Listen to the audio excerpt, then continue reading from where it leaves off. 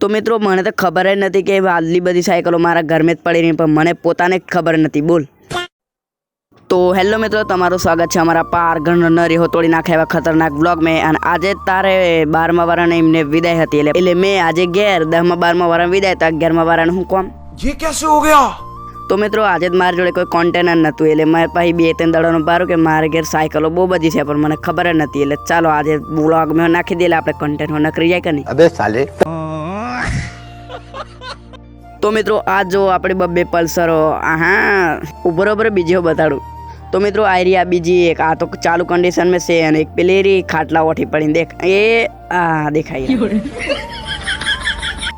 તો ગાઈસ પછી આ બાજુ ટ્રેક્ટર બાજુ આવતો રહ્યો હતો, આ બાજુ એક સાયકલ પડી હતી પાર, અને અત્યારે પેલી 220 એમ કે તે.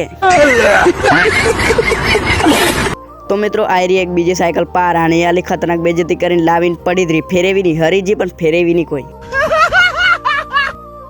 અને મિત્રો પછી આ પાછલા બોયને આવ્યા તે પાર રહી, પેલી નવી તે જ પડીને પછી પાર્સિંગ હોની કરાવીને બહાર નંબર પ્લેટ હોની આવીને.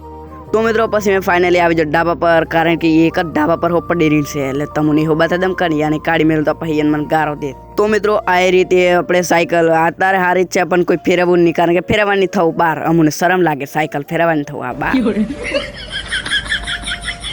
તો ગાઈસ આ લેકે એક વ્લોગનો સ્ક્રીનશોટ આપતો છે સાઈડ મેં, એ સાયકલને ફટાકો કરી દીધેલો, એ સાયકલ પછી વડોદરા છે. તો ગાઈસ આ રહ્યા આજના ફોલોવર્સ. તો ગાઈસ તમે બી ફોલો કરો, તમારી બી આઈડી વ્લોગમાં આવી જશે. તો મળીએ બીજા વ્લોગમાં, તે સુધી બાય બાય.